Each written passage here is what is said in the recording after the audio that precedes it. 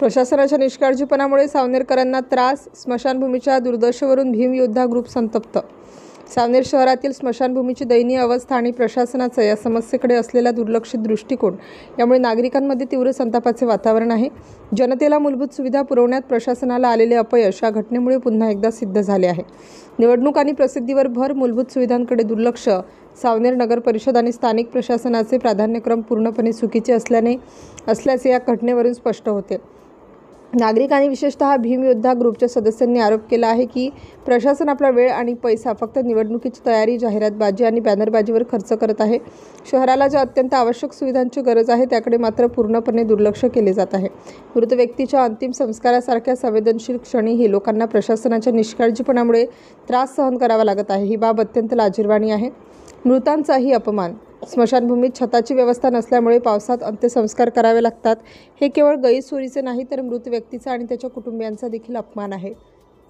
या घटनेने प्रशासनाची असंवेदनशीलता उघड झाली आहे। प्रशासनाला लोकांच्या भावनांची आणि गरजांची कोणतीही पर्वा नसल्याचे यावरून दिसून येते।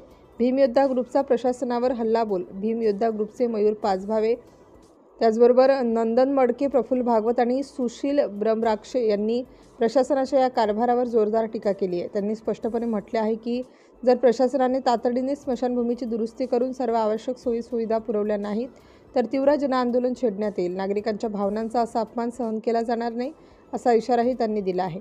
प्रशासनाची निष्क्रियता, अनेकदा निवेदने देऊनही आणि तोंडी तक्रार करूनही प्रशासनाने कोणतीही ठोस कारवाई केली नाही। या निष्क्रियतेमुळे लोकांचा प्रशासनावरील विश्वास उडत चालला आहे।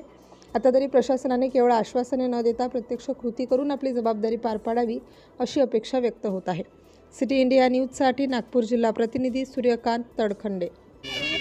आज सावनेर क्षेत्र इथे 2 मयती झालेल्या आहेत आणि त्या 2 मयती झाल्याच्या निश्चयार्थ आम्ही सावनेर स्मशानभूमीमध्ये आलेलो असताना इथे एक मयत जळत आहे व दुसरी मयत इथे आगमन होत आहे, परंतु सावनेर नगर परिषदद्वारे इथे कुठल्याही प्रकारची व्यवस्था केलेली नाही आहे आणि कुठल्याही प्रकारची सोयी सुविधा इथे उपलब्ध नसल्या कारणाने जे मृतक परिवार आहे आणि येणारे जे बाहेरचे लोक आहेत त्यांची गैरसोय होत आहे।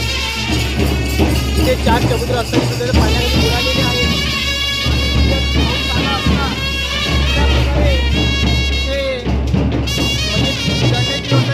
एक महिना झाला दुसरी पावसात आणि गाडा दिला।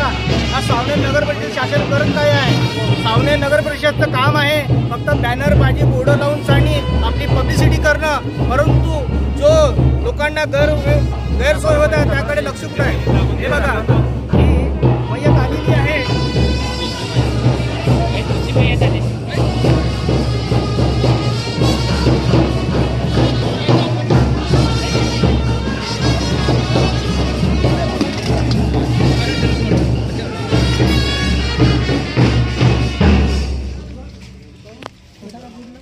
हे बघा, एक मयत जळत आहे, दुसरी मयत इकडे आलेली आहे, परंतु जर पाऊस आला तर पावसात मयत जाणणार आहेत का? त्वरित सावनेर नगर परिषद आणि राज्य शासनाने त्वरित मयत जाणण्याकरता नवीन छत्र तयार करावे ही आग्रहाची विनंती। नाही केली तर आंदोलन। जर नगर परिषद सावनेरतर्फे जर कुठल्याही प्रकारचं इथे छत्र उभारण्यात आले नाही तर एक सावनेरामध्ये एक तीव्र आंदोलन करण्यात येईल।